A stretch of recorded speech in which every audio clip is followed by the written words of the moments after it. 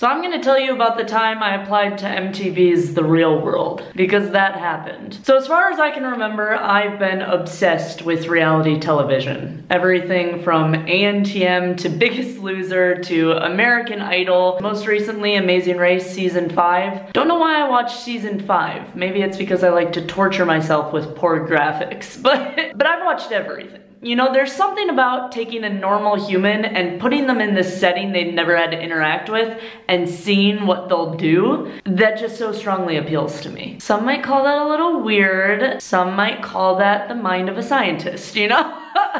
I love it. So it was spring break, senior year of college, and I decided I was gonna fly to Miami with 2 of my college roommates. Now, you can already tell this is a brilliant idea because, you know, Pitbull loves Miami, I'm gonna love Miami. But it was made even better by the fact that the second day I was gonna fly into Miami, there was an open call audition for MTV's The Real World. And so naturally, I was like, yes, please, I will be in attendance. I have watched this show so much.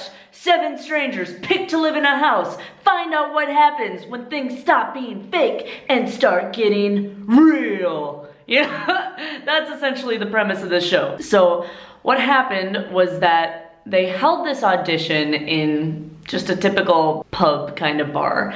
And you went in groups of 10, and the auditioner would go around the table and she's like, okay, I wanna make this quick and snappy. Say your name, say where you went to school or whatever, and say 1 fun fact about you.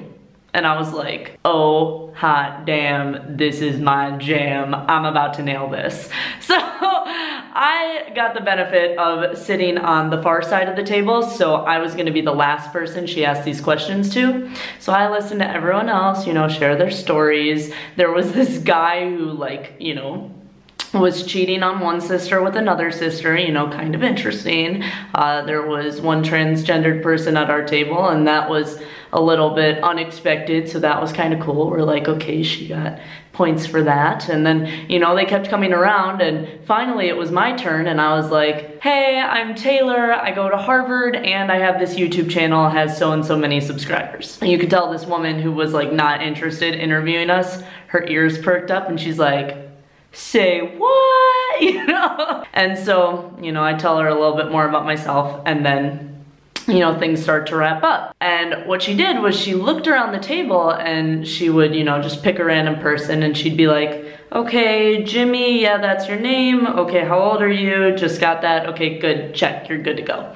And this is how she dismissed people one by one until it was the cheating guy, the transgendered woman, and just me. And she's like, okay, you guys can walk to the side of the room. You're gonna write your information down. Congratulations, you've been called back. And I was like, what? I was like, this is the coolest. Like, that was so secretive. I liked it.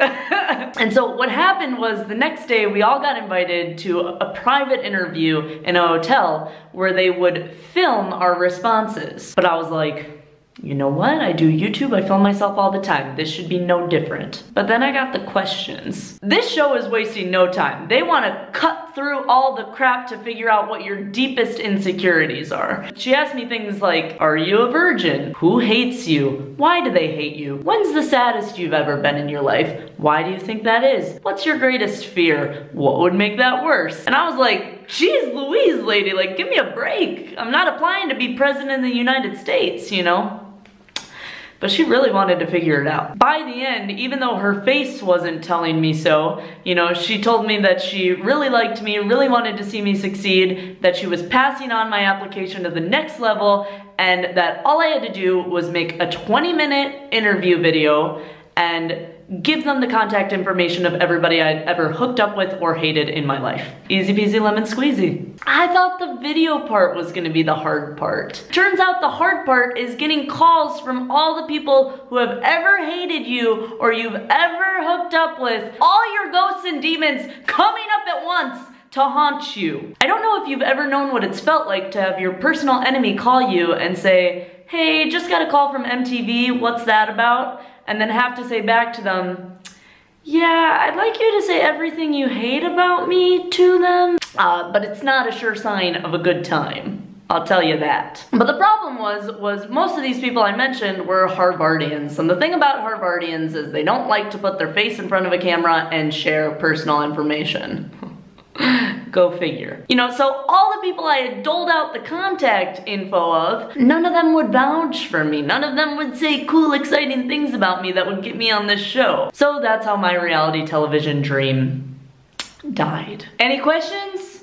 No? Okay, good. But if you do have any questions, I have some answers and I'm gonna give them in the next video. So anything you've ever wanted to know about me, you know, not just related to this topic, but anything in general, please drop it in the comments down below. And now in the true style of reality television, I'll leave you on this. You are the weakest link. Goodbye. No.